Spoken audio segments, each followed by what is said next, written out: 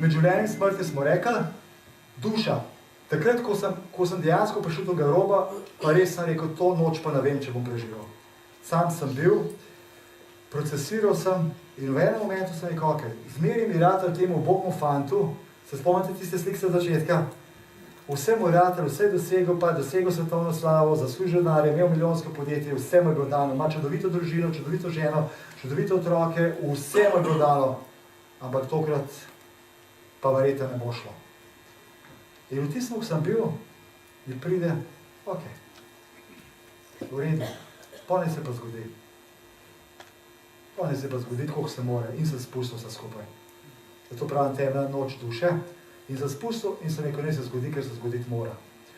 No in takrat sem dobil feeling, da je vse popolno. Takrat se mi je, ne tako kot ameriškemu filmu, ampak začel se mi vrteti film nazaj mojega življenja. Takrat so se začeli obrazi in takrat se začel drhteti, ker v bistvu in jokati, ker začel ven skozi mene je. Koliko ljudi sem jaz na tem mojem pohodu k uspehu, vse tem bolečini, koliko sem ljudi prizadeval.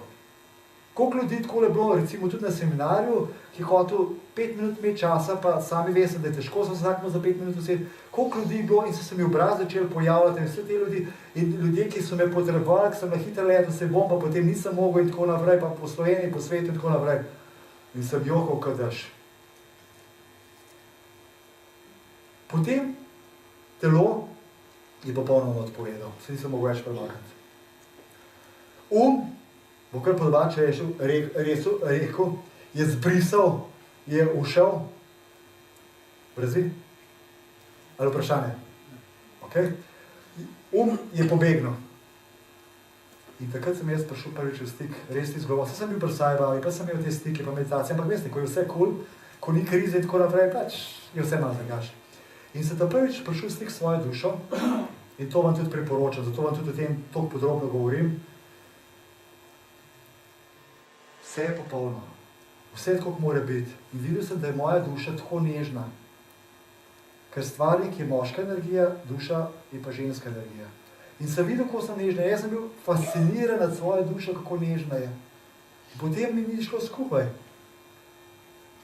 In potem mi počasi začel prihajati. Tisto, ki sem rekel, celičen spomin, strah in vse to. Vsi treningi, vsi strahu, da me navajo tepel, da me navajo to, da me navajo unitre. Vse to in kako ima duša, ima dva sužnja, pa telo in kako tega sužnja počasi gospodarja ratata. Vse to se mi začel vrteti. Wow. In potem sem imel feeling, ni bilo čez noč dober, ampak feeling sem imel, da bi padla tona z mene. In potem sem začel kar videvati določene stvari, tudi v smislu, kako bom še o teh stvarih govoril, kako danes govorim. Dobival sem ene slike, to se je začelo toliko dogajati, cela dimenzija se je začela odpirati. Take stvari se začele dogajati in počasi ko sem imel ta stik. Tako, wow. No in počasi, jaz pravim, takrat se je začela zdraviti moja duša. Telo je pa rabo še precej časa.